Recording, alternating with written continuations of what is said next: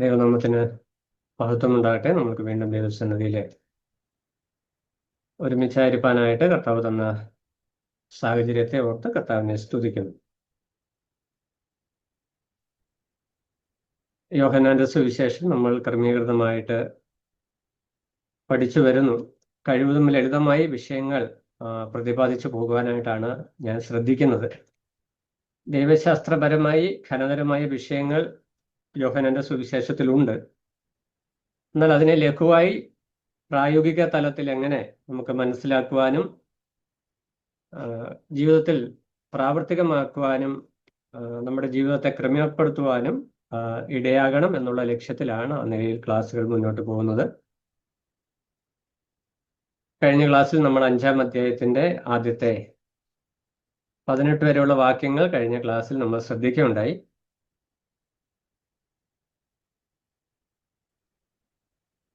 ഈ 5-ാം അധ്യായത്തിൽ യേശുക്രിസ്തു ആദ്യമായിട്ട് മതസംവിധാനവുമായിട്ട് യേശുക്രിസ്തുവിന്റെ ആശയ സംവാദം നടക്കുന്നതായിട്ടാണ് നമുക്ക് മനസ്സിലാക്കുവാനായിട്ട് കഴിയുന്നത്. പ്രത്യേകിച്ച് പക്ഷപാതക്കാരനായ രോഗി സൗഖ്യമായത് ശബത്ത് ദിവസമായതുകൊണ്ട് യഹൂദനായിരിക്കുന്ന കർത്താവ് ശബത്ത് ലംഘിച്ചത് വലിയൊരു കുറ്റമായിട്ട് യഹൂദ മതാനുസാരികൾ കാണുകയും കർത്താവ് തൻ്റെ ന്യായം താൻ എന്തുകൊണ്ടാണ് ശബത്ത് ലംഘിച്ചത് എന്ന് വ്യക്തമാക്കുകയും ചെയ്യുന്ന വിവരണമാണ് നമ്മൾ ഈ 5-ാം അധ്യായത്തിൽ കാണുന്നത്.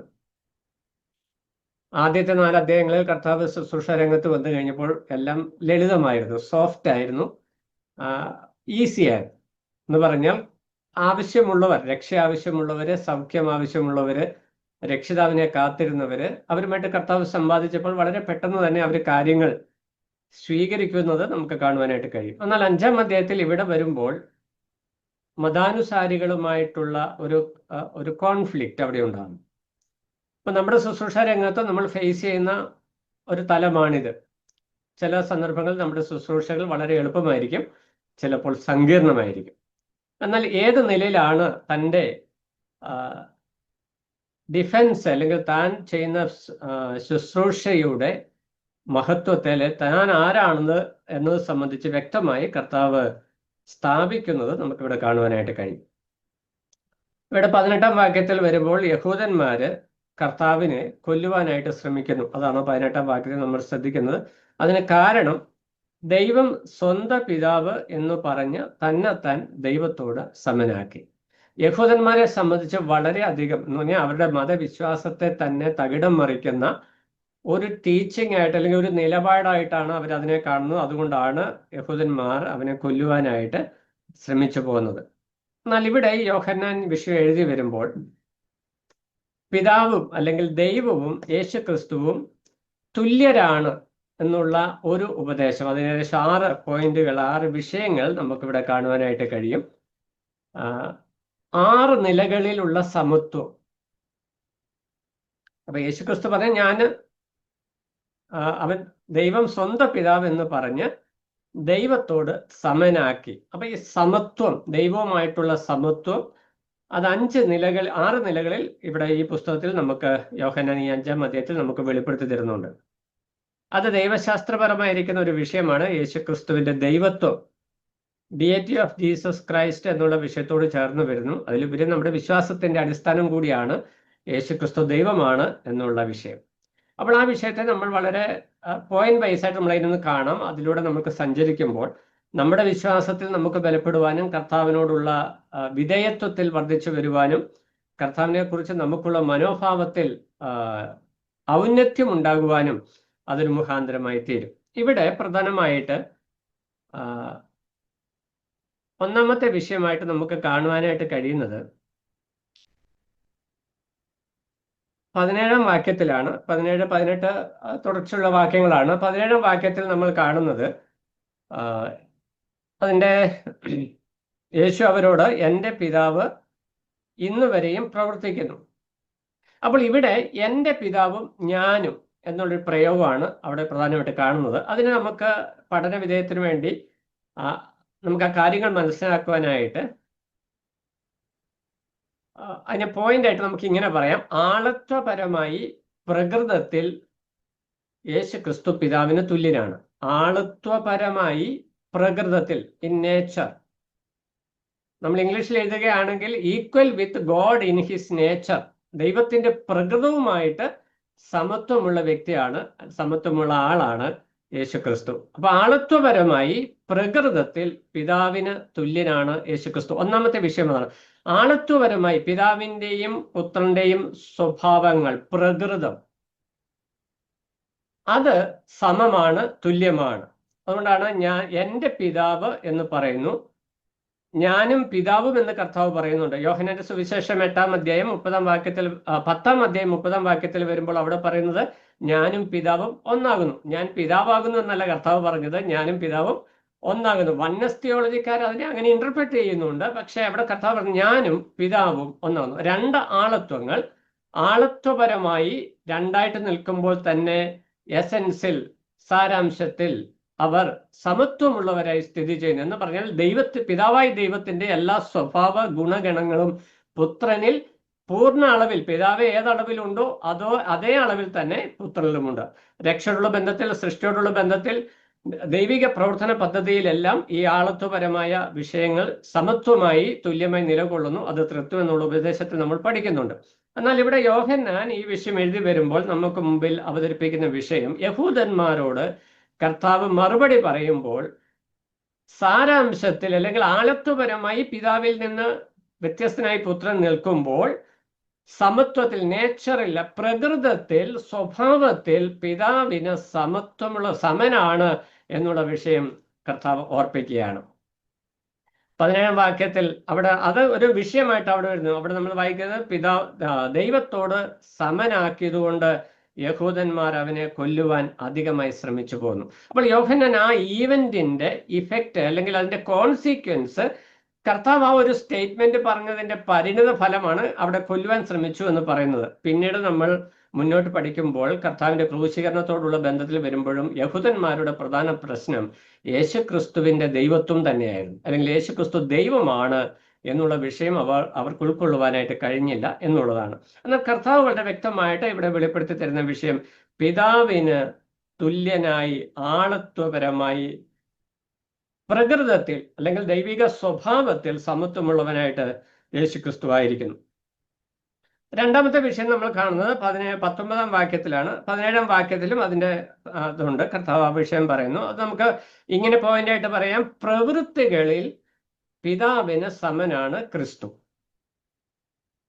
അല്ലെങ്കിൽ പുത്രൻ. പ്രവൃത്തികളിൽ പിതാവിന് സമനാണ് ക്രിസ്തു.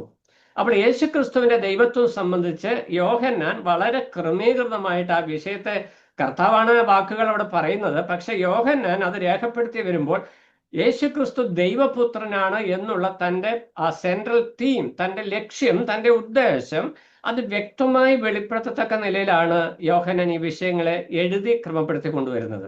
അപ്പോൾ അവിടെ വ്യക്തമായിട്ട് പറയുന്നത് 17-ാം വാക്യത്തിൽ വായിക്കുമ്പോൾ എൻ്റെ പിതാവ് ഇന്ന് വരെയും പ്രവർത്തിക്കുന്നു, ഞാനും പ്രവർത്തിക്കുന്നു. അപ്പോൾ എൻ്റെ പിതാവും ഞാനും എന്നുള്ള വിഷയത്തെ അവിടെ എടുത്തു പറഞ്ഞിട്ട് രണ്ടാമതായിട്ട് ക്രിയ, പ്രവൃത്തികളെ പറയാം. പിതാവ് പ്രവർത്തിക്കുന്നു, ഞാനും പ്രവർത്തിക്കുന്നു. അപ്പൊ പിതാവ് എന്തൊക്കെ പ്രവർത്തിക്കുന്നു അതെല്ലാം ഞാനും പ്രവർത്തിക്കുന്നു. അതാണ് കർത്താവ് പറഞ്ഞു വന്നതനുസരിച്ച് മുന്നോട്ടുള്ള വാക്യങ്ങളിൽ കർത്താവ് ആ വിഷയം വിശദീകരിച്ചു വരുന്നുണ്ട്. അപ്പോൾ പ്രവൃത്തിയിൽ പിതാവിന് സമനാണ് യേശുക്രിസ്തു. 5-ാം അധ്യായം 17-19 വാക്യങ്ങൾ. 19-ാം വാക്യത്തിൽ നമ്മൾ ഇങ്ങനെ വായിക്കുന്നു, ആകയാൽ യേശു അവരോട് ഉത്തരം പറഞ്ഞത്, ആമേൻ ആമേൻ ഞാൻ നിങ്ങളോട് പറയുന്നു, പിതാവ് ചെയ്ത് കാണുന്നത് അല്ലാതെ പുത്രന് സ്വതേ ഒന്നും ചെയ്യുവാൻ കഴിയുന്നതല്ല, അവൻ ചെയ്യുന്നതെല്ലാം പുത്രനും ഔവണ്ണം തന്നെ ചെയ്യുന്നു. ഇവിടെ കർത്താവ് പിതാവിനേക്കാൾ കുറച്ചുകൂടെ ഇൻഫീരിയർ ആണ് എന്നൊരു ചിന്തയല്ല അവിടുത്തെ ആശയം. അവിടെ കർത്താവ് പറഞ്ഞു വരുവാൻ ഉദ്ദേശിക്കുന്ന വിഷയം ഞാനും പിതാവും ഒന്നാകുന്നു, അല്ലെങ്കിൽ ഞാൻ പിതാവിന് സമനാണ് എന്നുള്ള വിഷയം ബോധ്യപ്പെടുത്തുവാനായിട്ട് കർത്താവ് ഉപയോഗിക്കുന്ന ഒരു വാക്കാണ് പിതാവ് ചെയ്തു കാണുന്നതല്ലാതെ സ്വതവേ ഒന്നും ചെയ്യാൻ കഴിയില്ല എന്ന് പറഞ്ഞാൽ പിതാവ് എന്തൊക്കെ പ്രവൃത്തികളാണോ ചെയ്യുന്നത്, അല്ലെ പിതാവ് എന്താണോ ചെയ്യുവാനായിട്ട് ആഗ്രഹിക്കുന്നത്, എന്താണോ പദ്ധതി ഇടുന്നത്, അത് തന്നെ ഞാൻ ചെയ്യുന്നു, അതിനപ്പുറത്തേക്ക് ചെയ്യുന്നില്ല എന്ന് പറഞ്ഞാൽ ഈ ദൈവത്വത്തിലെ 3 ആളത്വങ്ങളിൽ ഈ 3 ആളത്വങ്ങളും തമ്മിലുള്ള കോർഡിനേഷൻ അല്ലെങ്കിൽ അവർ തമ്മിലുള്ള സഹവർത്തിത്വം അത് തുല്യ നിലയിലാണ്. ഒരാൾ ഇൻഡിപെൻഡന്റ് ആയതുകൊണ്ട് അദ്ദേഹത്തിന് ഇഷ്ടമുള്ളതുപോലെ പ്രവർത്തിക്കാം, ആ ആളത്വത്തിന് ഇഷ്ടമുള്ളതുപോലെ പ്രവർത്തിക്കാം എന്ന ഒരു അണ്ടർസ്റ്റാൻഡിങ് അല്ല അവിടെ ഉള്ളത്.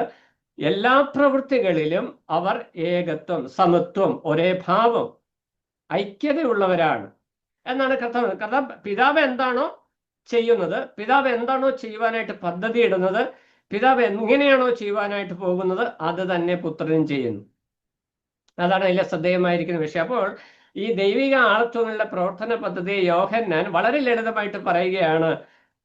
കർത്താവിന്റെ വാക്കുകളിൽ തന്നെ യോഹന്നാൻ അത് നമുക്ക് വെളിപ്പെടുത്തി തരികയാണ്. എന്താ? പിതാവ് എന്താണോ ചെയ്യുവാനായിട്ട് പദ്ധതി ഇടുന്നത്, പിതാവ് എങ്ങനെയാണോ ചെയ്യുന്നത്, അതേ നിലയിൽ ആ കാര്യങ്ങൾ പുത്രൻ ചെയ്യുന്നു.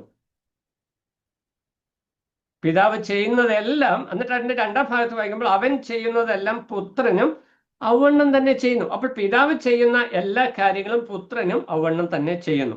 അപ്പോൾ യഹൂദന്മാരോട്, യേശുക്രിസ്തുവിന്റെ ദൈവത്വം നിഷേധിക്കുന്ന യഹൂദന്മാരോട് താൻ ദൈവമാണ് അല്ലെങ്കിൽ താനാണ് വാഗ്ദത്തം വശിക എന്നുള്ള വിഷയം വ്യക്തമായി വെളിപ്പെടുത്തുവാൻ വേണ്ടി കർത്താവ് പറയുകയാണ്, പിതാവായ ദൈവം ചെയ്യുന്ന എല്ലാ പ്രവൃത്തികളും ഞാൻ ചെയ്യുന്നു. ഇനി അതിന്റെ വിശദീകരണമാണ് മുന്നോട്ടുള്ള വാക്യങ്ങളിലൊക്കെ കാണുന്നത്. അത് പിന്നാലെ നമ്മൾ അതിലേക്ക് വരും. ഇനി മൂന്നാമതായ വിഷയമായിട്ട് നമ്മൾ കാണുന്നത് അതിന്റെ 20-ാം വാക്യം. പിതാവ് പുത്രനെ സ്നേഹിക്കുകയും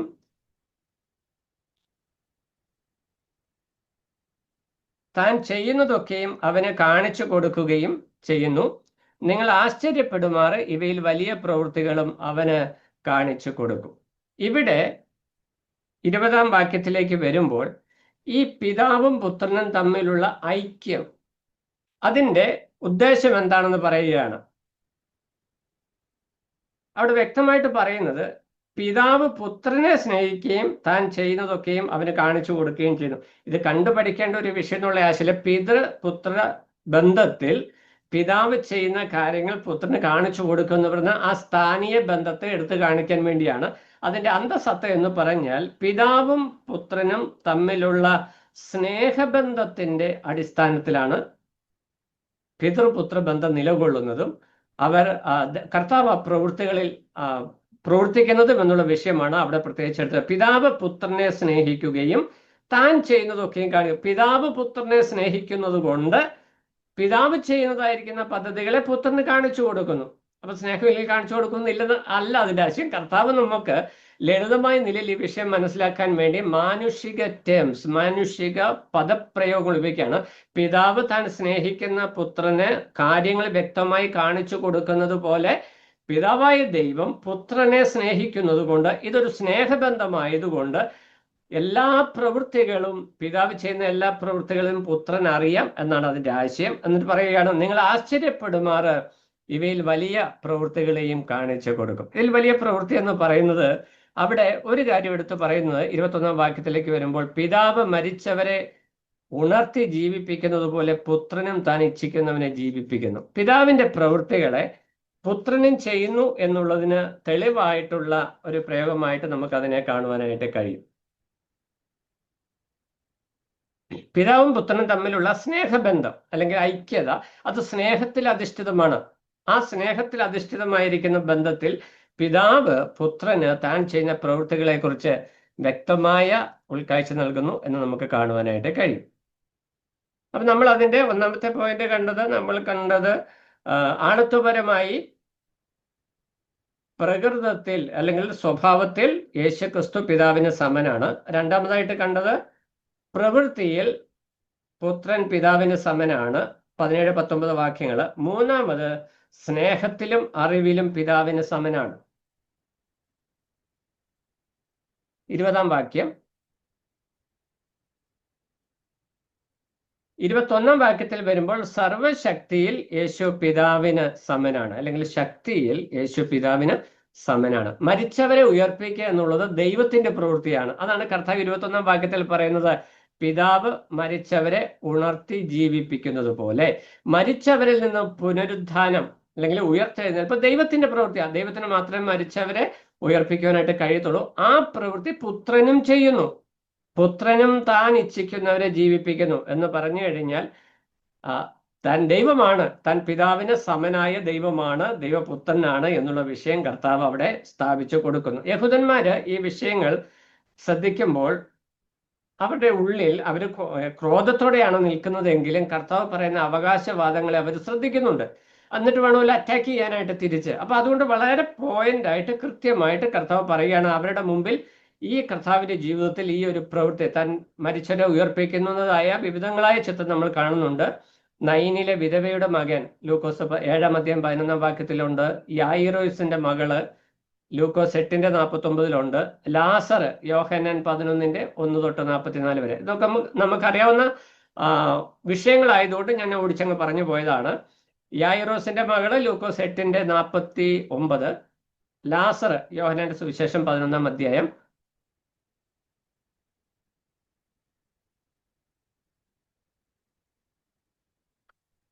അപ്പോൾ പിതാവായ ദൈവമാണ് പിതാവിന്റെ പ്രവൃത്തിയിൽ ദൈവമായിരിക്കും. പിതാവായ ദൈവത്തിന്റെ പ്രവൃത്തിയിലുള്ള വിഷയമാണ് മരിച്ചവർക്ക് ജീവൻ കൊടുക്കുക എന്നുള്ളത്. പുത്രൻ അത് ചെയ്തുകൊണ്ട് കർത്താവ് പറയുകയാണ്, ഞാൻ എനിക്ക് ഇഷ്ടമുള്ളവരെ ജീവിപ്പിക്കുന്നു.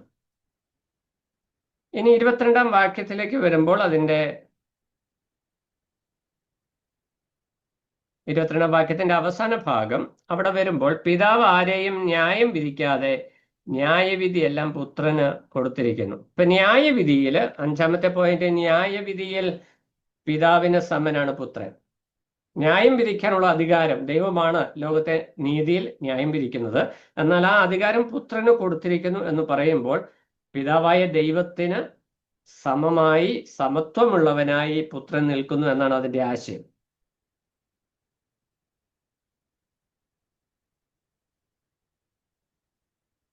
അതിന്റെ ആദ്യ ഭാഗത്ത് വരുമ്പോൾ എന്തിനു വേണ്ടിയാണ് എന്നത് വ്യക്തമായിട്ട് 22-ന്റെ ആദ്യ ഭാഗം. 22-ാം ഭാഗത്താണ് നമ്മൾ വായിച്ചത്, പിതാവ് ആരെയും ന്യായം വിധിക്കാതെ ന്യായവിധിയെല്ലാം പുത്രന് കൊടുത്തിരിക്കുന്നു. അപ്പൊ ന്യായം വിധിക്കുന്ന അധികാരമുള്ള കർത്താവ് താൻ ദൈവമാണ് എന്നുള്ള വിഷയം സ്ഥാപിക്കുന്നു. 23-ാം വാക്യത്തിലേക്ക് വരുമ്പോൾ പുത്രനെ ബഹുമാനിക്കാത്തവൻ അവനെ അയച്ച പിതാവിനെയും ബഹുമാനിക്കുന്നില്ല എന്ന് പറഞ്ഞാൽ പിതാവിന് കൊടുക്കേണ്ട ബഹുമാനം പുത്രനും കൊടുക്കേണ്ടതാണ്. അല്ലെങ്കിൽ ആരാധനയിൽ അല്ലെങ്കിൽ ബഹുമാനത്തിൽ പിതാവിന് സമനാണ് പുത്രൻ. അതാണ് 6-ാമത്തെ പോയിന്റ്.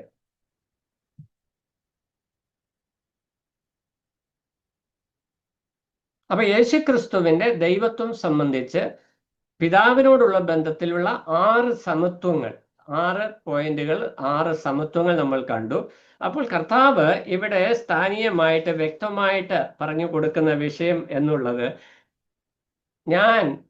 എൻ്റെ പിതാവാണ്, എൻ്റെ പിതാവ് ഇന്നുവരെയും പ്രവർത്തിക്കുന്നു എന്ന് പറഞ്ഞപ്പോൾ അവർ കുപിതരായപ്പോൾ കർത്താവ് അതിനുള്ള ന്യായങ്ങളെ മുന്നോട്ട് നിർത്തുകയാണ്. സ്വഭാവത്തിൽ ഞാൻ പിതാവിന് സമനാണ്, പ്രവൃത്തിയിൽ ഞാൻ പിതാവിന് സമനാണ്, സ്നേഹത്തിലും അറിവിലും ഞാൻ പിതാവിന് സമനാണ്, ജ്ഞാനത്തിൽ അല്ലെ സർവശക്തിയിൽ ഞാൻ പിതാവിന് സമനാണ്. മരിച്ചവർക്ക് ജീവൻ കൊടുക്കുന്നത് കൊണ്ട് എൻ്റെ ദൈവത്വം, ഞാൻ ദൈവമാണ്, അല്ലെങ്കിൽ പിതാവിന് സമനാണ്, അല്ലെങ്കിൽ ഞാനും പിതാവും ഒന്നാകുന്നു എന്നുള്ള വിഷയം കർത്താവ് അവിടെ വ്യക്തമാക്കുന്നു.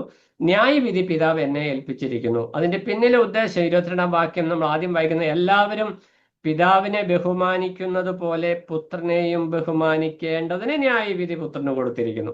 അപ്പോൾ പിതാവിനെ ബഹുമാനിക്കുന്നത് പോലെ പുത്രനെയും ബഹുമാനിക്കണം.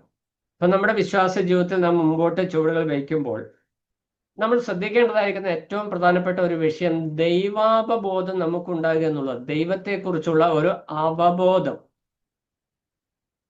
നമ്മൾ തിമോഥെയോസ് ലേഖനത്തിൽ വായിക്കുമ്പോൾ ദൈവത്തെ, യോഹന്നാന്റെ സുവിശേഷത്തിൽ നമ്മൾ വായിക്കുന്ന ദൈവത്തെ ആരും ഒരു നാളും കണ്ടിട്ടില്ല, ആർക്കും കാണാത്തവനാണ് കർത്താവെന്ന്, കാണാൻ വഹിയാത്തവനും കാണാത്തവനും കാണാൻ വഹിയാത്തവനുമാണെന്ന് തിമോഥെയോസിന്റെ ലേഖനത്തിൽ നമ്മൾ കർത്താവിനെ കുറിച്ച് വായിക്കുന്നു. അപ്പൊ നമ്മുടെയൊക്കെ പ്രശ്നം ഇന്ന് നമ്മൾ വിശ്വാസികളായിട്ട് ജീവിക്കുമ്പോൾ നമ്മൾ ദൈവത്തെക്കുറിച്ച് ഒത്തിരി സംസാരിക്കുന്നു, പ്രാർത്ഥിക്കുന്നു, ദൈവത്തെക്കുറിച്ച് ഒത്തിരി സംസാരിക്കുന്നു. പക്ഷെ ദൈവത്തെ നമ്മൾ കാണാത്തത് കൊണ്ട്, ദൈവത്തിന്റെ പ്രവൃത്തി നമ്മൾ മുഖാമുഖമായിട്ട് അഭിമുഖീകരിക്കാത്തത് കൊണ്ട് ഈ ദൈവത്തെക്കുറിച്ചുള്ള ബോധ്യം നമുക്ക് വളരെ കുറവാണ്.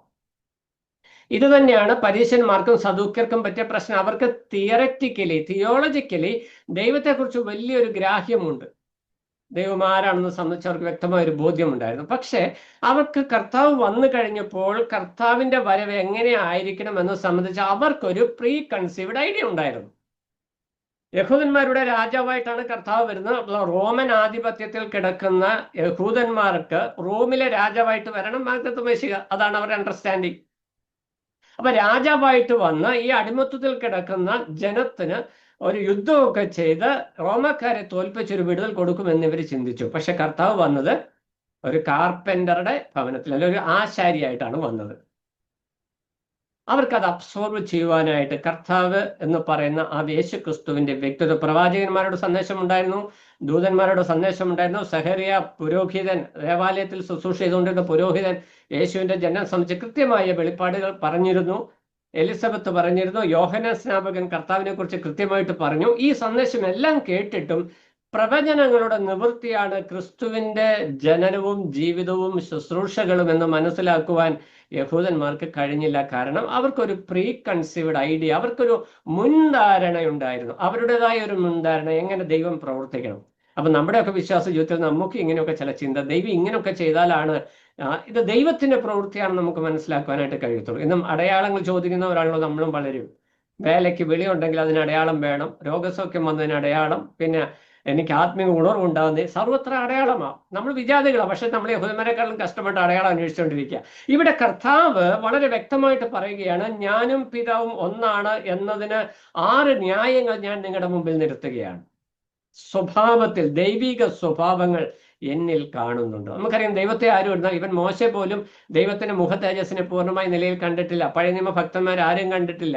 ആളത്വപരമായി യേശു കർത്താവിലൂടെയാണ് നമ്മൾ ദൈവത്തെ മുഖാമുഖമായി കാണുന്നത്. അപ്പോൾ യേശു കർത്താവ് പറയുന്നത്, എന്നെ കണ്ടിരിക്കുന്നവൻ പിതാവിനെ കണ്ടിരിക്കുന്നു. ഈ സത്യം മനസ്സിലാക്കുവാനായിട്ട് അപ്പൊ യേശു ക്രിസ്തുവിന് ഈ ഭൂമിയിൽ വന്നപ്പോൾ ഒരു ജൂവിഷ് രൂപത്തിൽ വന്നു, യഹൂദ പാരമ്പര്യത്തിൽ വന്നുകൊണ്ട് ആ നിലയിലാണല്ലോ. അപ്പൊ എന്നെ കണ്ടിരിക്കുന്നു, പിതാവിനെ കണ്ടിരിക്കുന്നു, ആ സ്ട്രക്ചറാണ് എന്ന് പലരും മനസ്സിലാക്കിയേക്കുക. എന്നാൽ അവിടെ പറയുന്നത് ആ ആളത്വം, ആ വ്യക്തിത്വത്തിലെ സ്വഭാവ സവിശേഷതകൾ, ആ വ്യക്തിയുടെ പ്രവൃത്തികൾ, ആ വ്യക്തിയുടെ ആകമൊത്തമുള്ള ആളത്വപരമായ ശുശ്രൂഷകൾ, ഇത് കണ്ട് ആ ദൈവത്തെ മനസ്സിലാക്കുക എന്നുള്ളതാണ് അതിന്റെ ആശയം. അപ്പൊ നമ്മുടെ വിശ്വാസ ജീവിതത്തിൽ ഞാൻ മുമ്പ് ഓർപ്പിച്ചതുപോലെ ദൈവത്തെക്കുറിച്ചുള്ള ഒരു അവബോധം, ദൈവം ആരാണ്, ഈ അവബോധം നമുക്ക് നഷ്ടപ്പെട്ടതുകൊണ്ട് അത് സ്വാഭാവികമായിട്ട് സംഭവിക്കുന്ന ഒരു വിഷയം. മോശ ദൈവത്തെ നേരിട്ട് കണ്ടു. പിന്നീട് ഇസ്രായേലിന്റെ ചരിത്രം നമ്മൾ പഠിച്ചു വരുമ്പോൾ മോശയെ പോലെയും യോശുവയെ പോലെയും ആത്മീക സമർപ്പണം ഉണ്ടായിരുന്ന വ്യക്തികൾ വളരെ വിരളമായിരുന്നു. ദൈവം ഉണർത്തിച്ച ചില വ്യക്തികൾ എഴുന്നേറ്റ് വൻകാര്യങ്ങൾ ചെയ്തുവെങ്കിലും നമ്മൾ പൊതുവായി ഇസ്രായേൽ ജനത്തെ നോക്കിക്കഴിഞ്ഞാൽ അവർ തെറ്റിപ്പോകുന്ന ജനം എന്നാണ് കർത്താവ് അവരെ കുറിച്ച് പറയുന്നത്. കാരണം അവർക്ക് ദൈവാവബോധം, ദൈവത്തെക്കുറിച്ചുള്ള ഉൾക്കാഴ്ച ഇല്ലാതായിപ്പോയി. നമ്മുടെ വിശ്വാസ ജീവിതത്തിൽ നമ്മളും തലമുറകളായി വിശ്വാസികളായി ഇങ്ങനെ ജനിച്ചു വളർന്ന ഈ സിസ്റ്റത്തിൽ അങ്ങനെ വരുന്നത് കൊണ്ട് നമ്മൾ ഒത്തിരി സംസാരിക്കും, പ്രസംഗിക്കും, പക്ഷെ ദൈവം ആര് എന്നത് സംബന്ധിച്ച് വ്യക്തമായൊരു ബോധ്യം നമുക്കില്ലാത്തതിന്റെ കുറവുകൾ നമ്മുടെ വിശ്വാസ ജീവിതത്തിലുണ്ട്. നമ്മൾ വ്യക്തിപരമായി കർത്താവിനെ മനസ്സിലാക്കുവാനായിട്ട് നമ്മൾ ശ്രദ്ധിക്കേണ്ടത് ആവശ്യമാണ്.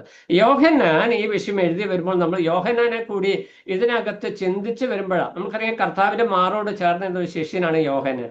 യോഹന്നാൻ ഈ വിഷയം അതിന്റെ പഞ്ച് ഒട്ടുവും നഷ്ടപ്പെടാതെ കൃത്യമായിട്ട് രേഖപ്പെടുത്തി തരുന്നതിന് കാരണം തനിക്ക് കർത്താവിന്റെ കൂടെ ആ സഞ്ചരിച്ച കാലത്ത് കർത്താവിൽ നിന്ന് തനിക്ക് ലഭിച്ച അനുഭവം, അല്ലെങ്കിൽ താൻ ഉൾക്കൊണ്ട സന്ദേശത്തെ ഒരല്പം പോലും മങ്ങിപ്പോകാതെ അനുവാചകർക്ക് വ്യക്തമായി മനസ്സിലാകുക എന്നുള്ളതാണ് ഈ എഴുത്തിന്റെ ഉദ്ദേശം. അപ്പൊ കർത്താവിനെ യോഹന്നാൻ ദൈവപുത്രനായിട്ട് കാണുമ്പോൾ ഈ ന്യായങ്ങൾ കർത്താവിന്റെ ജീവിതത്തിൽ അദ്ദേഹം വ്യക്തമായിട്ട് കാണുകയാണ്. അപ്പൊ നമ്മുടെ വിശ്വാസ ജീവിതത്തിലും ആ നിലയിലൊരു ബോധ്യം നമുക്കുണ്ടാകണം. 21-ാം വാക്യത്തിലേക്ക് വരുമ്പോൾ അതിന്റെ 21-ാം വാക്യത്തിൽ ജീവിപ്പിക്കുന്ന, അല്ലെ ജീവന്റെ മേലുള്ള അധികാരം, അത് പിതാവായ ദൈവം അല്ല, ദൈവത്തിന്റെ കയ്യിലുള്ള ഒരു അധികാരമാണ് ജീവന്റെ മേലുള്ള അധികാരം എന്ന് പറയുന്നത്. ആ അധികാരം പുത്രനുണ്ട് എന്നുള്ള വിഷയം കർത്താവ് വ്യക്തമാക്കുന്നു. ഇനി 24 മുതൽ 30 വരെയുള്ള വാക്യങ്ങളിലേക്ക് വരുമ്പോൾ ദൈവം എന്നുള്ള നിലയിൽ കർത്താവിന്റെ മറ്റൊരു സ്വഭാവ സവിശേഷത, അല്ലെങ്കിൽ ദൈവിക പ്രവൃത്തിയെ നമുക്ക് അവിടെ കാണുവാനായിട്ട് കഴിയും. ഈ അധ്യായത്തിൽ മുഴുവൻ ആദ്യത്തെ ഒരു സെക്ഷനിൽ പക്ഷപാതക്കാരനെ കുറിച്ച് പറഞ്ഞതിന് ശേഷം അതിന്റെ ഒരു പരിണിത ഫലമായി ശബത്തിൽ സൗഖ്യമുണ്ടായ വിഷയത്തിലുണ്ടായ ഒരു കോൺഫ്ലിക്റ്റ്, ഞാൻ കർത്താവ് ശബത്തിനും കർത്താവാകുന്നു എന്ന് നമ്മൾ വായിക്കുന്നുണ്ട്. ആ ഒരു പ്രിൻസിപ്പിളിനെ മുന്നേ നിർത്തിക്കൊണ്ട് യേശു ക്രിസ്തു എന്തുകൊണ്ട് ശബത്തിൽ സൗഖ്യം കൊടുത്തു എന്നതിന്റെ ന്യായങ്ങളാണ് മുന്നോട്ടുള്ള വാക്യങ്ങളിലൊക്കെ വെളിപ്പെടുത്തി വരുന്നത്. 24-ാം വാക്യത്തിലേക്ക് വരുമ്പോൾ അവിടെ നമ്മൾ വായിക്കുന്നത്, ആമേൻ ആമേൻ ഞാൻ നിങ്ങളോട് പറയുന്നു, എൻ്റെ വചനം കേട്ട് എന്നെ അയച്ചവനെ വിശ്വസിക്കുന്നവന് നിത്യജീവനുണ്ട്, അവൻ ന്യായവിധിയിലാകാതെ മരണത്തിൽ നിന്ന് ജീവങ്കിലേക്ക് കടന്നിരിക്കുന്നു. നമ്മൾ കൂടെ കൂടെ വായിക്കുകയും ചിന്തിക്കുകയും ഒക്കെ ചെയ്യുന്ന ഒരു വാക്യം, നമ്മൾ കാണാപ്പാഠം പഠിച്ചിരിക്കുന്ന ഒരു വാക്യമാണ് ഇത്. പുത്രനിൽ വിശ്വസിക്കുന്നവന് നിത്യജീവനുണ്ട്. യോഹന്നാൻ 3:16 ഇതേ സ്റ്റേറ്റ്മെന്റ് നമ്മൾ വായിക്കുന്നുണ്ട്. എന്നാൽ ഇവിടെ കർത്താവ് പറഞ്ഞു വരുന്ന ഒരു പ്രത്യേക സന്ദേശം എന്ന് പറയുന്നത്, മനുഷ്യർക്ക് ജീവൻ കൊടുക്കുന്ന ദൈവം അല്ലെ, ദൈവമാണ് കർത്താവ്. അതിന് മുമ്പിലത്തെ വാക്യങ്ങൾ മരിച്ചവരെ ഉയർപ്പിക്കുന്നത് പിതാവിന്റെ പ്രവൃത്തിയാണ്, അത് ഞാനും ചെയ്തു എന്ന് പറയുന്നതിന് ശേഷം 24-ാം വാക്യത്തിലേക്ക് വരുമ്പോൾ രണ്ട് കൂട്ടം ആളുകളെ അവിടെ എടുത്തു കാണിക്കുക. ഒന്ന് മരിച്ചവരും ഒന്ന് നിത്യജീവൻ പ്രാപിച്ചവരും. അവിടെ മരിച്ചവരെന്ന് പറയുന്നത് ആത്മീകമായ മരണത്തെ കുറിച്ചാണ്. അവിടെ നമ്മൾ പറയുന്നത് 24-ാം വാക്യം, എന്റെ വചനം കേട്ട് എന്നെ അയച്ചവനെ വിശ്വസിക്കുന്നവന് നിത്യജീവനുണ്ട്, അവൻ ന്യായവിധിയിലാകാതെ മരണത്തിൽ നിന്ന് ജീവനിലേക്ക് കടന്നിരിക്കുന്നു. അപ്പോൾ വിശ്വസിക്കുന്നവൻ നിത്യജീവനിലേക്ക് വരുന്നു, വിശ്വസിക്കാത്തവൻ എന്താ മരണത്തിൽ നിന്ന് ന്യായവിധിയിലേക്ക് പോകുന്നു. വിശ്വസിക്കുന്നവൻ മരണത്തിൽ നിന്ന് നിത്യജീവനിലേക്ക് പോകുന്നു, വിശ്വസിക്കാത്തവൻ മരണത്തിൽ നിന്ന് ന്യായവിധിയിലേക്ക് പോകുന്നു. എന്ന് പറഞ്ഞാൽ നമ്മൾ അതിനെ നമ്മുടെ സ്റ്റഡിക്ക് വേണ്ടി പറയുമ്പോൾ, നിത്യജീവൻ നൽകുവാനും ന്യായം വിധിക്കുവാനും പുത്രന് അധികാരമുണ്ട്. അതാണ് ആ സെക്ഷന്റെ അല്ലെങ്കിൽ ആ വാക്യത്തിന്റെ ആശയം എന്ന് നമുക്ക് മനസ്സിലാക്കുവാനായിട്ട് കഴിയും.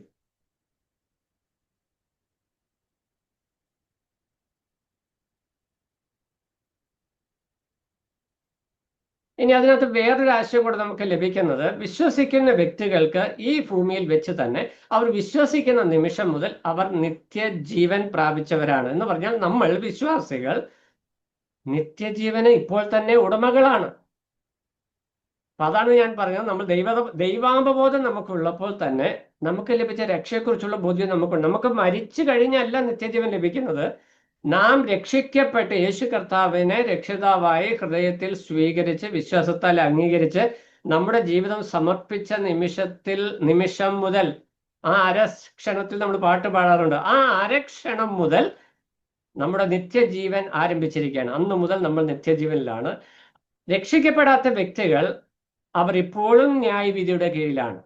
യോഹന്നാന്റെ സുവിശേഷം 3:18 വരുമ്പോൾ നമ്മൾ വായിക്കുന്നത്, പുത്രനിൽ വിശ്വസിക്കുന്നവന് നിത്യജീവനുണ്ട്, പുത്രനെ അനുസരിക്കാത്തവനോ ജീവനെ കാണുകയില്ല. അപ്പോൾ ജീവനെ കാണാത്ത അവസ്ഥയിലൂടെയാണ് അവൻ സഞ്ചരിക്കുന്നത്. അത് അവന്റെ ആത്മീക അവസ്ഥയിൽ പറഞ്ഞാൽ അവൻ ആത്മീകമായി മരിച്ചവനാണ്. എഫേസ്യർ 2:1-2 അതിക്രമങ്ങളാലും പാപങ്ങളാലും മരിച്ചവർ. അപ്പോൾ അതിക്രമങ്ങളാലും പാപങ്ങളാലും മരിച്ചവരായിരിക്കുന്ന അവസ്ഥയിലുള്ള വ്യക്തികൾ ക്രിസ്തുവിനെ രക്ഷിതാവായി സ്വീകരിക്കുമ്പോൾ രക്ഷിക്കപ്പെടുന്ന സമയത്ത് തന്നെ ആ വ്യക്തി നിത്യജീവന് അവകാശിയായിത്തീരുന്നു. ആ നിത്യജീവൻ ലഭിക്കുന്നു എന്നുള്ള വിഷയത്തിലൂടെ പറയുകയാണ്, എന്നെ അയച്ചവനിൽ വിശ്വസിക്കുന്ന ഒരു നിത്യജീവൻ ഉണ്ട്. ഈ രക്ഷിക്കപ്പെടുന്ന നിമിഷം മുതൽ നമ്മൾ നിത്യജീവന അവകാശികൾ. അതുകൊണ്ട് നമ്മളുടെ നിത്യജീവൻ നഷ്ടപ്പെടുന്നില്ല, രക്ഷ നഷ്ടപ്പെടുന്നില്ല എന്ന് നമ്മൾ പറയുന്നു. പക്ഷേ ഈ രക്ഷ നഷ്ടപ്പെടുന്നില്ല എന്നുള്ള ആശയത്തെ നമ്മൾ മനസ്സിലാക്കുന്ന നമുക്ക് എങ്ങനെയും ജീവിക്കാം എന്നുള്ളൊരു കൺസെപ്റ്റിലേക്ക്. അങ്ങനെയല്ല. ഈ രക്ഷ പ്രാപിച്ചതിന്റെ, നിത്യജീവൻ പ്രാപിച്ചതിന്റെ അനുഭവത്തിൽ നമ്മൾ ജീവിക്കുവാനായിട്ട് നമ്മൾ ബാധ്യസ്ഥരാണ്. ഇവിടെ രണ്ട് കാര്യങ്ങളാണ് എടുത്തു പറഞ്ഞത്. ന്യായവിധിയിലാകാതെ മരണം വിട്ട് ജീവനിലേക്ക് കടന്നിരിക്കുന്നു. അപ്പോൾ ന്യായവിധി രണ്ട് കൂട്ടർക്കും ഉണ്ട്. അതാണ് യോഹന്നാൻ താഴോട്ട് പറഞ്ഞു വരുന്ന വിഷയം. എല്ലാവർക്കും ന്യായവിധിയുണ്ട്.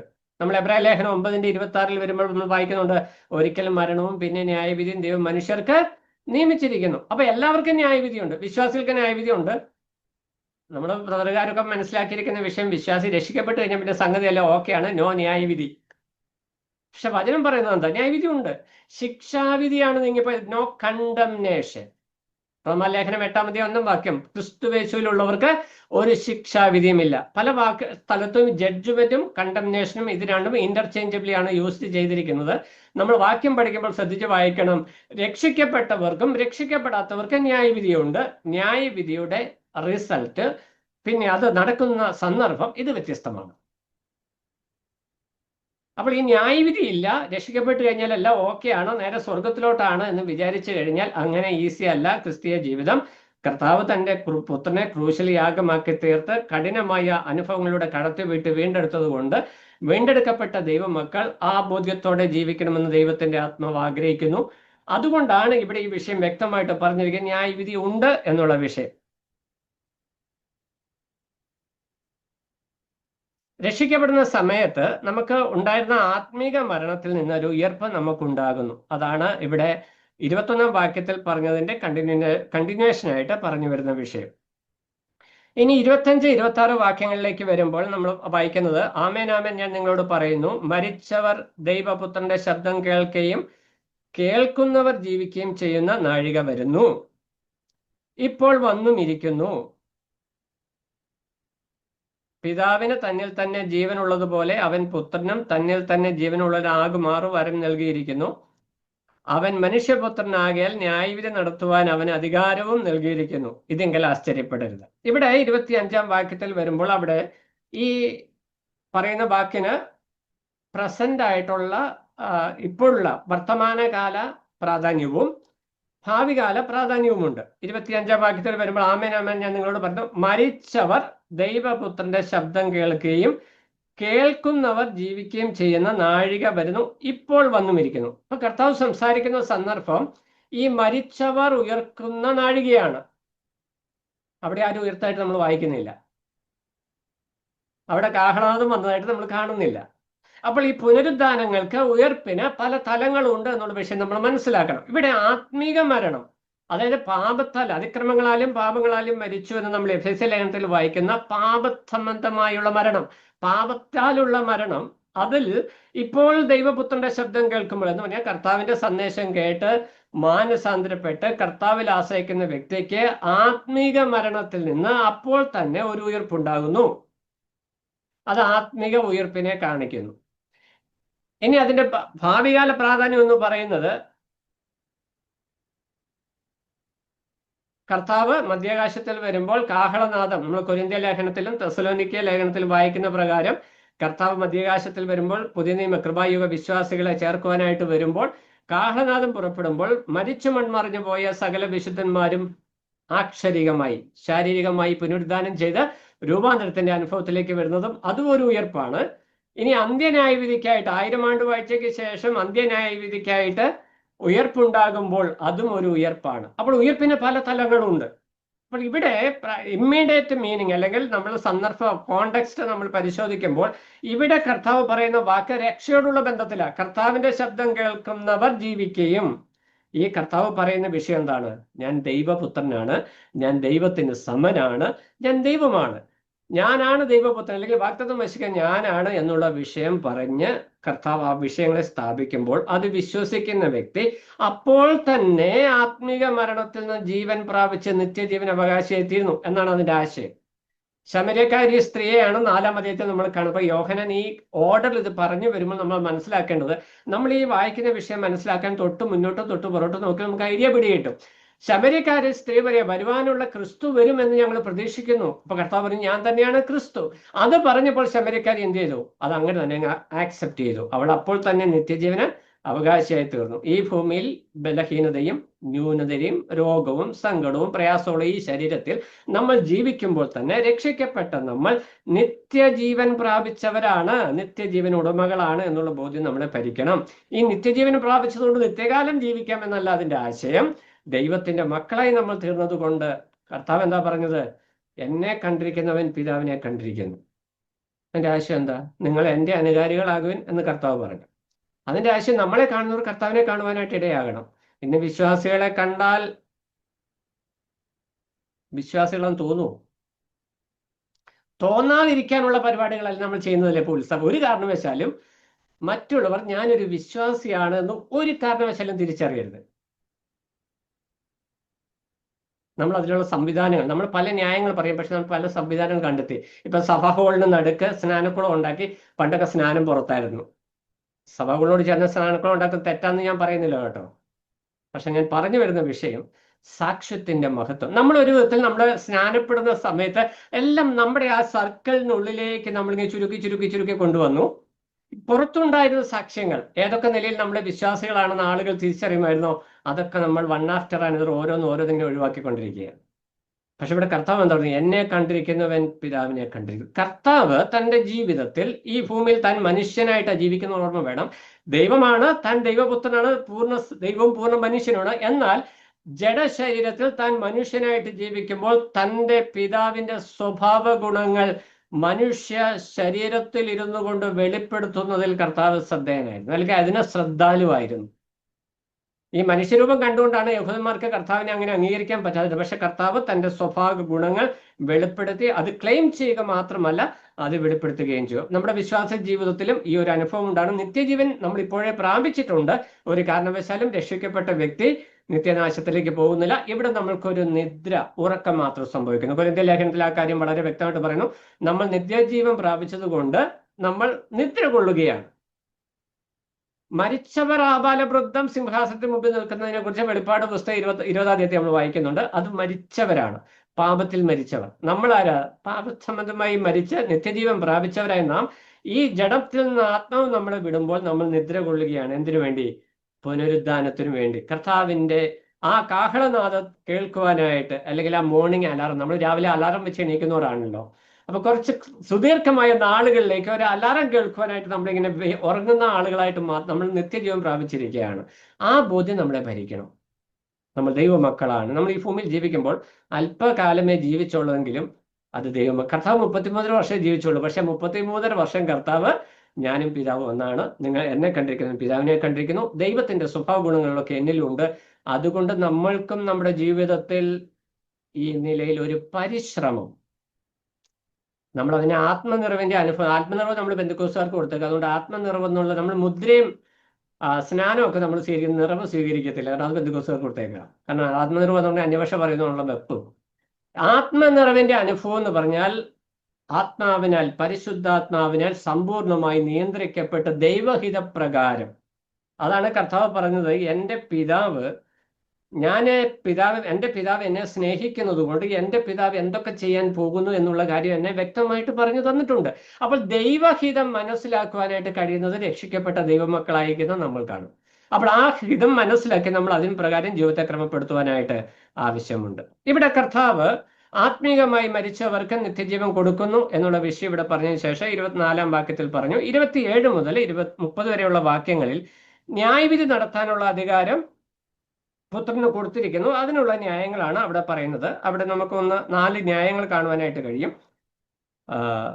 5-ന്റെ 27 മുതൽ 30 വരെ ന്യായവിധി നടത്തുവാനുള്ള അധികാരം പിതാവ് പുത്രന് കൊടുത്തിരിക്കുന്നു.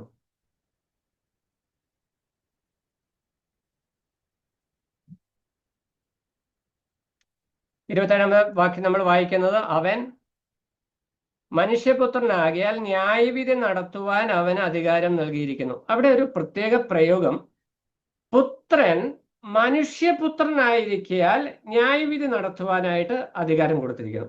അങ്ങനെ പറയാൻ കാരണം, ഈ മനുഷ്യപുത്രൻ ആരാന്നറിയണമെങ്കിൽ നമ്മൾ ദാനിയേൽ പ്രവചനം 7-ാം അധ്യായം 13-14 വാക്യങ്ങളിലേക്ക് പോകണം. അവിടെ നമ്മളൊരു മനുഷ്യപുത്രനെ കാണുന്നുണ്ട്.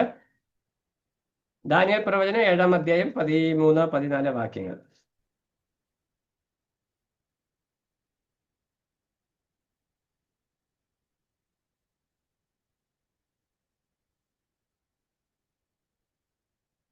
അവിടെ മനുഷ്യപുത്രനോട് സമനായി ഒരുത്തനെയും കണ്ടു, അവൻ ന്യായം വിധിക്കാനായിട്ട് ശക്തി പ്രാപിച്ചു എന്നുള്ള വിഷയം നമ്മൾ കാണുന്നുണ്ട്. അപ്പോൾ ഇവിടെ ഈ മനുഷ്യപുത്രൻ എന്നുള്ള പ്രയോഗത്തില് 2 കാര്യങ്ങൾ പ്രത്യേകമായിട്ട് നമുക്ക് കാണാം. കർത്താവ് ന്യായം വിധിക്കുന്നത് മനുഷ്യരെയാണ്. മനുഷ്യരെ ന്യായം വിധിക്കുവാനായിട്ട് മനുഷ്യപുത്രന് കഴിയും. 2 കാര്യം. ഒന്ന്, താൻ ദൈവമാണ്, അതേസമയം ദൈവപുത്രനാണ്, അതേസമയം മനുഷ്യപുത്രനുമാണ്. അപ്പോൾ മനുഷ്യരുടെ മേൽ നടത്തുന്ന ന്യായവിധിക്ക് മനുഷ്യന് പ്രതിവാദം പറയുവാൻ സാധിക്കാത്ത വിധം,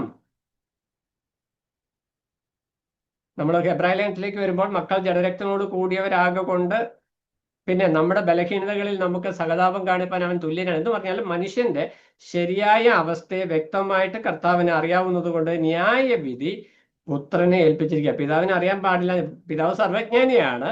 എന്നാൽ ആളത്വപരമായി കർത്താവ് ജഡത്തിൽ വെളിപ്പെട്ടത് കൊണ്ട് മനുഷ്യനെ ന്യായം വിധിക്കുമ്പോൾ ന്യായവിധി നീതിയുക്തമാണ് എന്ന് മനുഷ്യർക്ക് ബോധ്യപ്പെടുവാനായിട്ട് ന്യായവിധിക്കുള്ള അധികാരം പുത്രനെ ഏൽപ്പിച്ചിരിക്കുകയാണ്. പിതാവാണ് ന്യായം വിധിക്കുന്നത് മനുഷ്യരെ, എന്നാൽ ആ ന്യായവിധി പുത്രനെ ഏൽപ്പിച്ചിരിക്കുകയാണ്. കാരണം താൻ മനുഷ്യപുത്രനായിരിക്കയാൽ എന്ന കാര്യം വ്യക്തമായിട്ട് പറയുന്നു.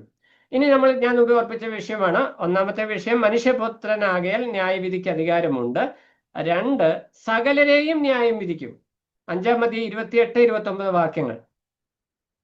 ഇതിങ്കൽ ആശ്ചര്യപ്പെടരുത്, കല്ലറുകളിലുള്ളവർ എല്ലാവരും അവന്റെ ശബ്ദം കേട്ടു. നന്മ ചെയ്തവർ ജീവനായും തിന്മ ചെയ്തവർ ന്യായവിധിക്കായും പുനരുദ്ധാനം ചെയ്യുവാനുള്ള നാഴിക വരുന്നു. ഇവിടെ പ്രവൃത്തികളുടെ അടിസ്ഥാനത്തിലാണ്, നന്മ പ്രവൃത്തികളുടെയും തിന്മ പ്രവൃത്തികളുടെയും അടിസ്ഥാനത്തിലാണ് ന്യായവിധി എന്നൊരു ചിന്ത നമുക്ക് വരാം. എന്നാൽ ഇവിടെ ഈ യോഹന്നാൻ സുവിശേഷം 3-ാം അധ്യായത്തിലും പുതിയ നിയമത്തിലുടനീളം വിശ്വാസത്താലാണ് രക്ഷ എന്നുള്ള വിഷയം പറയുന്നു. അപ്പോൾ ഇവിടുത്തെ പ്രവൃത്തി എന്ന് പറയുന്നത്, കർത്താവ് ചോദിക്കുന്നത്, യഹൂദന്മാർ കർത്താവിനോട് ചോദിച്ചു, ദൈവത്തിന് ഇഷ്ടമുള്ള പ്രവൃത്തികളെ ചെയ്യേണ്ടതിന് അത് ഞങ്ങൾക്ക് പറഞ്ഞു തരണം. അപ്പോൾ കർത്താവ് പറയുന്നത് എന്താ? നിങ്ങൾക്ക് ദൈവത്തിന് ഇഷ്ടമുള്ള പ്രവൃത്തി അവൻ അയച്ച പുത്രനിൽ നിങ്ങൾ വിശ്വസിക്കുന്നത് തന്നെ. ആ പ്രവൃത്തിയെക്കുറിച്ചാണ് ഇവിടെ പറയുന്നത് എന്ന് നമുക്ക് മനസ്സിലാക്കുവാനായിട്ട് കഴിയും. അപ്പൊ സകലരെയും ന്യായം വിധിക്കും. എന്നിട്ട് എന്ത് പറയാ? കല്ലറകളിലുള്ളവർ എല്ലാവരും അവന്റെ ശബ്ദം കേട്ടു.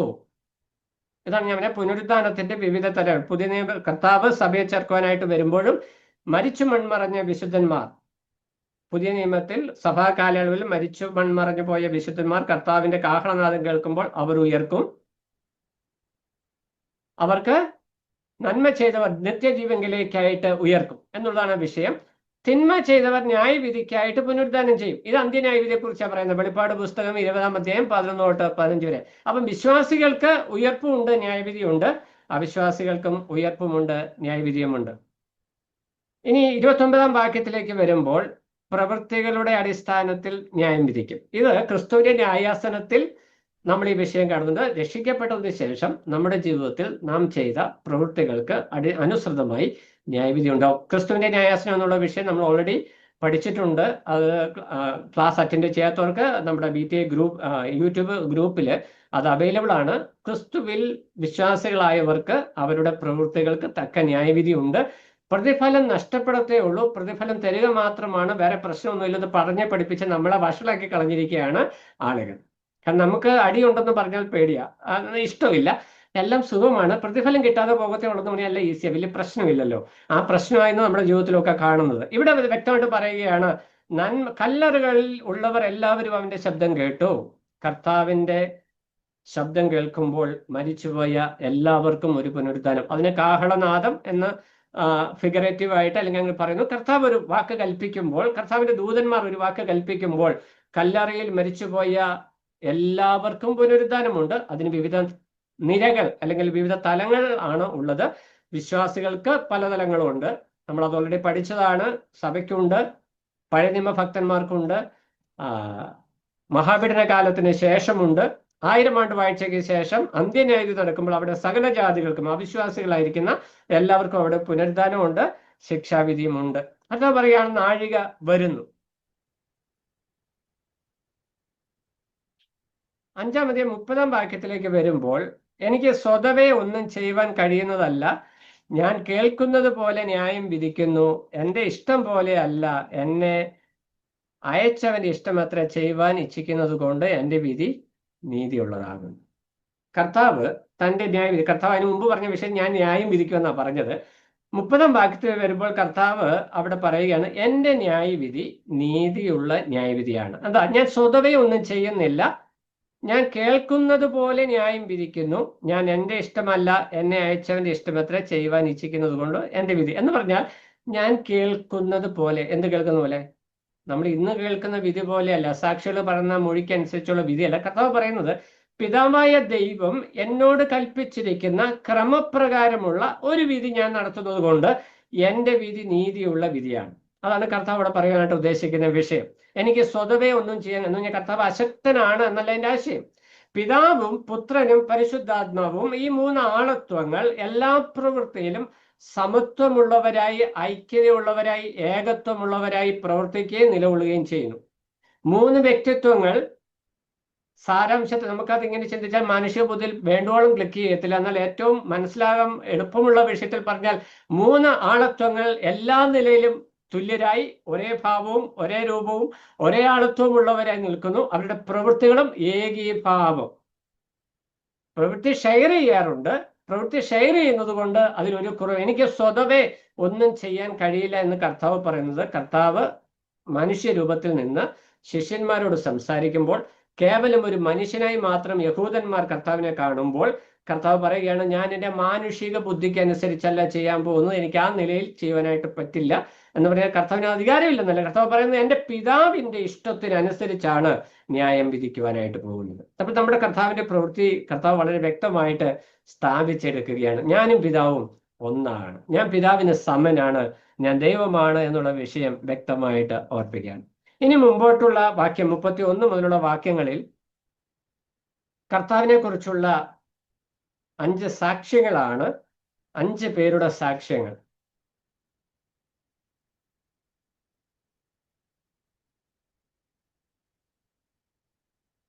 മുപ്പത്തൊന്നാം വാക്യത്തിലേക്ക് വരുമ്പോൾ, ഞാൻ എന്നെക്കുറിച്ച് തന്നെ സാക്ഷ്യം പറഞ്ഞാൽ എൻ്റെ സാക്ഷ്യം സത്യമല്ല, എന്നെക്കുറിച്ച് സാക്ഷ്യം പറയുന്ന മറ്റൊരുത്തനാകുന്നു, അവൻ എന്നെക്കുറിച്ച് പറയുന്ന സാക്ഷ്യം സത്യം എന്ന് ഞാൻ അറിയുന്നു.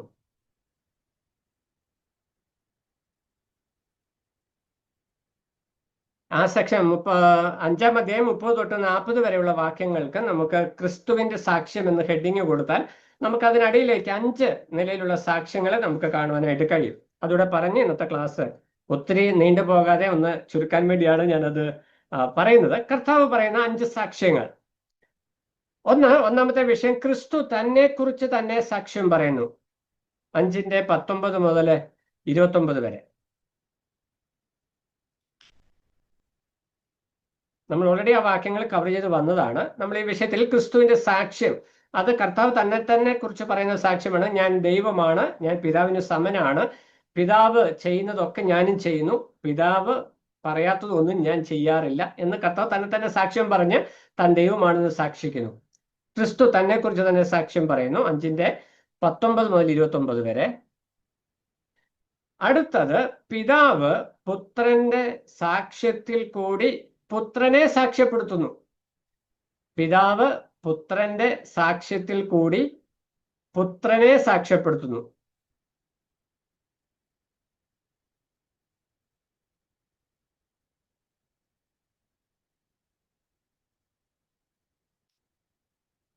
അഞ്ചാം അധ്യായം 30-32 വാക്യങ്ങൾ. 5-ാം അധ്യായം 30 തൊട്ട് 32 വരെ.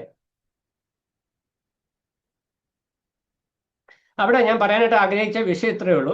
യേശു കർത്താവ് പറയുകയാണ്, ഞാൻ എന്നെ അയച്ചവന്റെ ഇഷ്ടം എത്ര ഞാൻ ചെയ്യുന്നത്. അത് കർത്താവ് പറയുന്ന സാക്ഷ്യമാണ്. ഈ എന്നെ അയച്ചവന്റെ ഇഷ്ടം ഞാൻ ചെയ്യുന്നു എന്ന് പറയുന്നതിൽ കൂടി പിതാവ് പുത്രനെ സാക്ഷ്യപ്പെടുത്തുകയാണ്. എന്ന് പറഞ്ഞാൽ കർത്താവ് പറയുന്ന സാക്ഷ്യം അത് പുത്രനെ പിതാവ് ഏൽപ്പിച്ചതാണ് എന്നുള്ള വിഷയത്തിൽ കൂടി പിതാവ് പുത്രനെ സാക്ഷ്യപ്പെടുത്തുന്നു.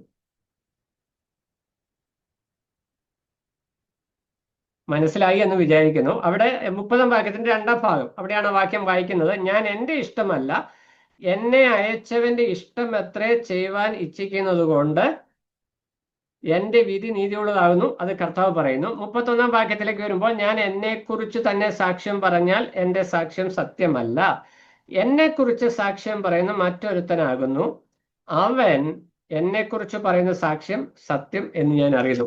അത് ഇച്ചിരി കോംപ്ലിക്കേറ്റഡ് ആയിട്ടൊരു സെന്റൻസ് യോഹന്നാൻ പറഞ്ഞു വരുന്നത്. പക്ഷെ അതിന്റെ ആശയം ഇത്രേ ഉള്ളൂ.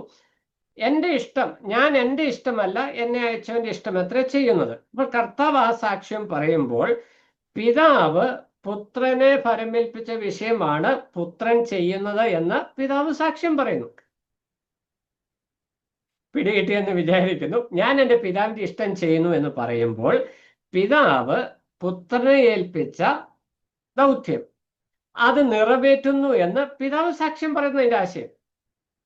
ഇനി അനേക സ്ഥലങ്ങളിൽ പിതാവ് പറയുന്ന സാക്ഷ്യത്തെക്കുറിച്ച് പറയുന്നുണ്ട്. അതിന്റെ വിശദീകരണത്തിലേക്ക് നമ്മൾ പിന്നാലെ വരും. കാരണം യോഹന്നാന്റെ സുവിശേഷത്തിൽ ഈ വിഷയങ്ങൾ വിശദീകരണമായിട്ട് പിന്നാലെ വരുന്നുണ്ട്.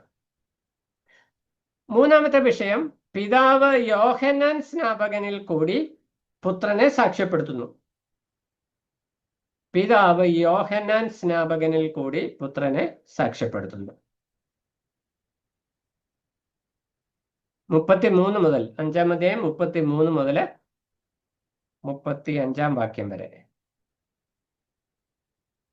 അവിടെ കർത്താവ് യോഹന്നാൻ സ്നാപകനെ ഇവിടെ കൊണ്ടുവരേണ്ട ഒരു കാര്യമില്ല. കാരണം ഇവിടെ യഹൂദന്മാരുമായിട്ടൊരു സംവാദം നടന്നുകൊണ്ടിരിക്കുക. താൻ ദൈവമാണെന്ന് ക്ലെയിം ചെയ്തു. ആ വിഷയങ്ങൾ പറഞ്ഞു വരുമ്പോൾ യോഹന്നാൻ സ്നാപകനെ ഇവിടെ കൊണ്ടുവരാനായിട്ടുള്ള കാരണം താൻ പറയുന്ന സാക്ഷ്യം സത്യമാണ് എന്നതിന് ഒരു സാക്ഷിയായി കൊണ്ടുവരികയാണ്. അവിടെ പ്രത്യേകമായിട്ട് എടുത്തു പറഞ്ഞത് നമ്മളത് ഇങ്ങനെ എഴുതാനായിട്ടുള്ള കാരണം, പിതാവ് യോഹന്നാൻ സ്നാപകനിൽ കൂടി പുത്രനെ സാക്ഷ്യപ്പെടുത്തുന്നു. നമ്മൾ യോഹന്നാന്റെ സുവിശേഷം 1-ാം അധ്യായത്തിലേക്ക് വരുമ്പോൾ നമ്മൾ വായിക്കുന്നത് 1:6-8 വരുമ്പോൾ ദൈവം അയച്ചിട്ട് ഒരു മനുഷ്യൻ വന്നു, അവന് യോഹന്നാൻ എന്ന് പേർ. അപ്പോൾ പിതാവായ ദൈവം അയച്ചിട്ടാണ് യോഹന്നാൻ വന്നത്. യോഹന്നാൻ എന്തിനു വന്നു? വെളിച്ചത്തെ കുറിച്ച് സാക്ഷ്യം പറയാൻ, അതായത് കർത്താവിനെ കുറിച്ച് സാക്ഷ്യം പറയുവാനായിട്ട് വന്നു. അപ്പോൾ പിതാവായ ദൈവം പുത്രനെ കുറിച്ച് സാക്ഷ്യം പറയുവാനായിട്ട് യോഹന്നാനെ അയച്ച് പുത്രനെ സാക്ഷ്യപ്പെടുത്തുന്നു. ടെസ്റ്റിഫൈസ് ലോർഡ് ജീസസ് ക്രൈസ്റ്റ്. പുത്രനെ സാക്ഷ്യപ്പെടുത്തുന്നു. എന്ത് പുത്രനെ? ഇവൻ ദൈവപുത്രനാണ് എന്നുള്ള വിഷയം യോഹന്നാൻ സ്നാപകനിൽ കൂടി സാക്ഷ്യപ്പെടുത്തുന്നു. യോഹന്നാൻ സ്നാപകനാൽ യേശുക്രിസ്തു സ്നാനമേൽക്കുന്ന സമയത്ത് ഇവൻ എൻ്റെ പ്രിയപുത്രൻ, ഇവനിൽ ഞാൻ പ്രസാദിച്ചിരിക്കുന്നു എന്ന് വ്യക്തമായ സാക്ഷ്യം യോഹന്നാന് കൊടുത്തു. യോഹന്നാനാൽ സ്നാനമേറ്റ് അവിടെ ഉണ്ടായിരുന്നവർക്കും അത് കേൾക്കത്തക്ക വിധം അവർക്ക് അത് ഓഡിബിളായിട്ട് കൊടുത്തു എന്ന് നമുക്ക് കാണുവാനായിട്ട് കഴിയും.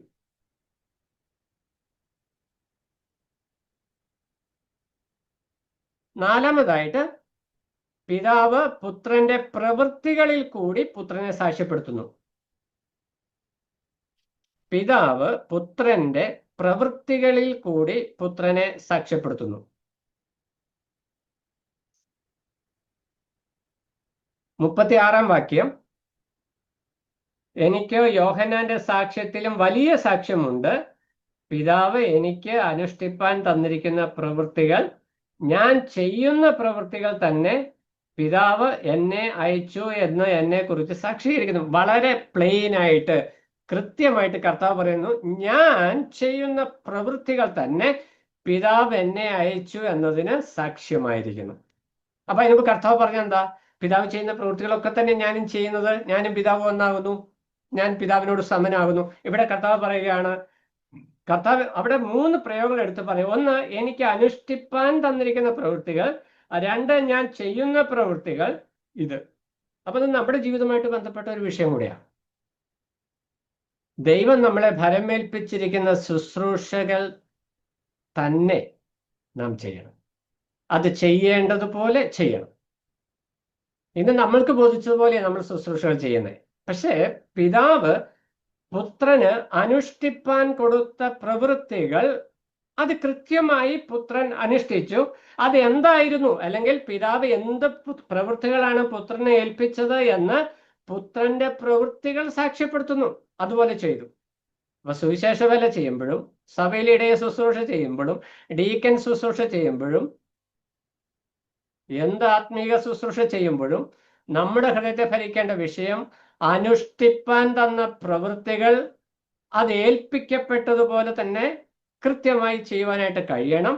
അത് നടപ്പാകുമ്പോൾ, ആ പ്രവൃത്തികൾ നടക്കുമ്പോൾ, ആ പ്രവൃത്തികൾ ദൈവം ഏൽപ്പിച്ച പ്രവൃത്തികളാണെന്ന് അത് കാണുന്നവർക്ക് മനസ്സിലാകണം.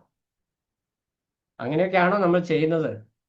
നമ്മളെ തന്നെ ഒന്ന് ശോധന ചെയ്യുന്നത് ആവശ്യമാണ്. ഇന്ന് പല ശുശ്രൂഷകന്മാരുടെയും പ്രവൃത്തി കാണുമ്പോൾ ദൈവം എവിടെയാണ് എന്ന് തോന്നി.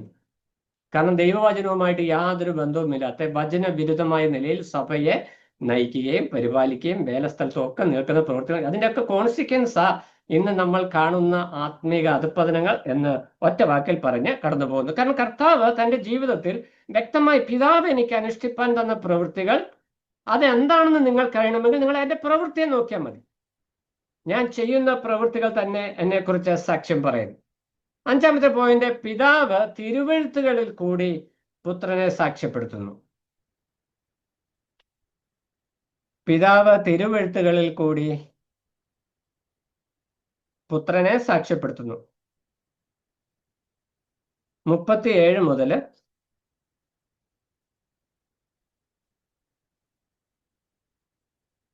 40 വരെ.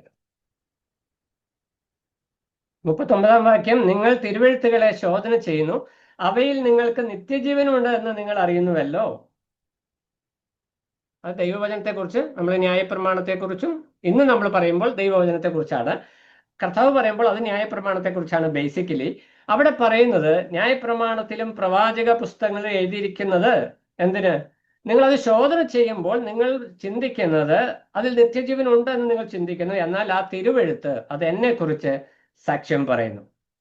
ഇനി ആ സാക്ഷ്യത്തിന്റെ ഉദ്ദേശമാണ് 40-ാം വാക്യം, എങ്കിലും ജീവൻ പ്രാപിക്കേണ്ടതിന് എൻ്റെ അടുക്കൽ വരുവാൻ നിങ്ങൾക്ക് മനസ്സില്ല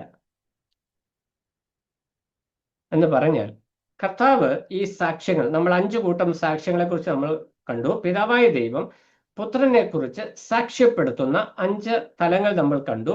ഈ 5 തലങ്ങളിലുള്ള സാക്ഷ്യപ്പെടുത്തലിന്റെ ഉദ്ദേശം 40-ാം വാക്യത്തിൽ വായിക്കുന്നത് നമ്മൾ ജീവൻ പ്രാപിക്കേണ്ടതിന്.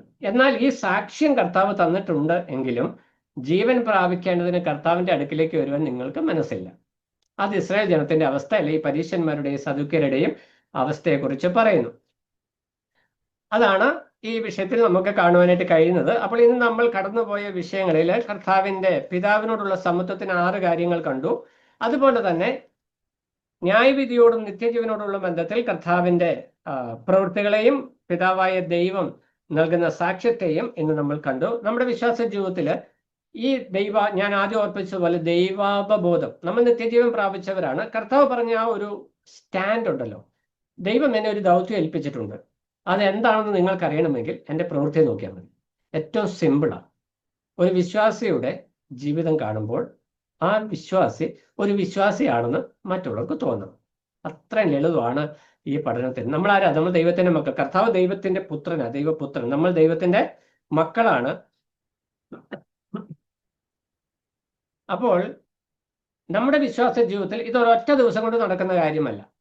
അതുകൊണ്ടാണ് രക്ഷയിൽ വളർന്നു വരുവിൻ, രക്ഷയുടെ പരിജ്ഞാനത്തിൽ വളർന്നു വരുവിൻ എന്ന്. രക്ഷിക്കപ്പെടുന്ന സമയത്ത് നമുക്ക് ആത്മീയമായ ഒരു ജനനം ഉണ്ടായി. പിന്നെ പത്രോസ്നാനത്തിൽ വചനം എന്ന മായമില്ലാത്ത പാലിൽ കുടിച്ചു വളരുവിൻ. 10-50 വർഷം വിശ്വാസിയായിട്ട് ജീവിച്ചും ഇപ്പോഴും കുപ്പിപ്പാൽ കുടിക്കേണ്ട അവസ്ഥയാണെങ്കിൽ അത് പരിതാപകരം. പിന്നെ ചിലത് പോളിയോ ബാധിച്ചത്, അംഗവൈകല്യം വന്ന്, ഇങ്ങനെയൊക്കെ പല ടൈപ്പുണ്ട്. പക്ഷെ ദൈവരാജ്യത്തിൽ അങ്ങനെ ഇല്ല, അങ്ങനെ ആകാനായിട്ട് പാടില്ല. നമ്മുടെ വിശ്വാസ ജീവിതത്തെ നമ്മൾ വ്യക്തിപരമായി ചോദ്യം ചെയ്യുമ്പോൾ കർത്താവ് നമുക്ക് സകലത്തിലും ഒരു മാതൃക വെച്ചിട്ട് പോയി, അല്ലെ? കർത്താവ് നമുക്ക് സകലത്തിലും ഒരു മാതൃക വെച്ചിട്ട് പോയപ്പോൾ കർത്താവ് പറഞ്ഞ സ്റ്റേറ്റ്മെന്റ് ഇതാണ്: പിതാവ് എന്നെ ഒരു ദൗത്യം ഏൽപ്പിച്ചു, ആ ദൗത്യം എന്താണെന്ന് നിങ്ങൾക്ക് മനസ്സിലാക്കാൻ എൻ്റെ പ്രവൃത്തിയെ നോക്കിയാൽ മതി. കർത്താവ്, നമ്മൾ ദൈവമക്കളാണ് എന്ന് നമ്മൾ ക്ലെയിം ചെയ്യുമ്പോൾ നമ്മുടെ ജീവിതം കണ്ടാൽ ദൈവമക്കളാണ് എന്ന് മറ്റുള്ളവർക്ക് തോന്നുവാൻ തക്കവണ്ണം നമ്മുടെ ജീവിതത്തെ ക്രമപ്പെടുത്തണം. അതാണ് ഇന്നത്തെ സന്ദേശത്തിന്റെ രക്തം ചുരുക്കം. ദൈവം ഈ വിഷയങ്ങളെ ആഴമായി ചിന്തിക്കുവാൻ കർത്താവിന്റെ സന്നിധിയിൽ നിന്ന് നമ്മളെ തന്നെ എത്രത്തോളം കർത്താവ് എന്നെ ഏൽപ്പിച്ച ശുശ്രൂഷയിൽ എന്നെ തന്നെ സാക്ഷ്യപ്പെടുത്തുവാനായിട്ട്, ഐഡന്റിഫൈ ചെയ്യുവാനായിട്ട്, വെളിപ്പെടുത്തുവാനായിട്ട് കഴിഞ്ഞിട്ടുണ്ട് എന്ന് നമുക്ക് ശോധന ചെയ്യാം. നമ്മുടെ ജീവിതത്തെ ക്രമീകരിക്കുവാനായിട്ട് ദൈവത്തിന്റെ ആത്മാവ് നമ്മളെ സഹായിക്കട്ടെ.